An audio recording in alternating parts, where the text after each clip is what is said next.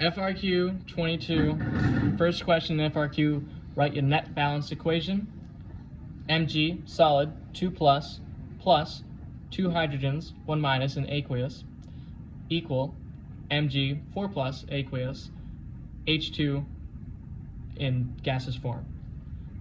For question 2a of determining the pressure inside the tube of the second question, you will subtract the external pressure from the internal pressure of the tube to get 741 torr.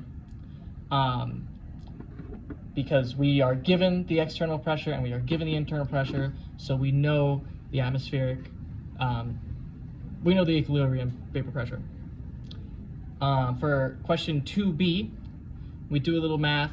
We're going to plug in our PV equals RNT equation, and we're going to get out moles to be 1,381.7 moles of hydrogen gas. And then finally, for question 3, magnesium has, I think it's magnesium, Mg has less electrons that are closer to the nucleus, so they are harder to pull off of the atom, because Coulomb's law makes the negative thing and the positive thing get closer, and as they get closer, they get harder to pull apart. And then the opposite is true for the, I think, barium, the Ba, that is really big, and so has lots of electrons on the ends, and so you can easily just pick them off from a closer nucleus, which would be the hydrogens, I believe. Ta-da. All right, now I'm up. All right, so for question 4 and 5, which are the ones that I had in FRQ number 22,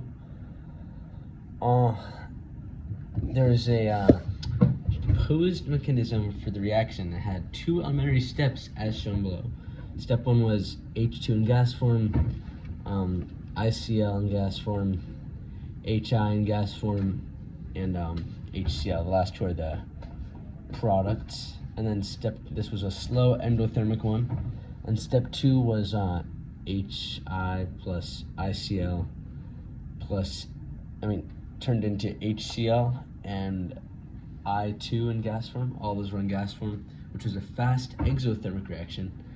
You have to write the rate law for the reaction based on the proposed mechanism, which turns out to be rate equals K times H times ICl to the second power up here, as you see, because it's a second order, because there's 2 of those ICLs in the reaction.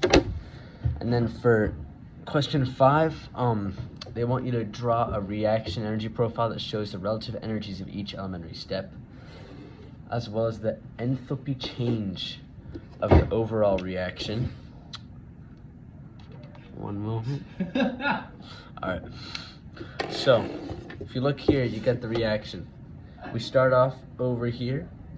You get that slow one that has that big, thing, which is from, a slow reaction takes longer, so it'll have a higher arc. And then the fast one, real quick, as it's endothermic, that step ends with more energy than it starts with.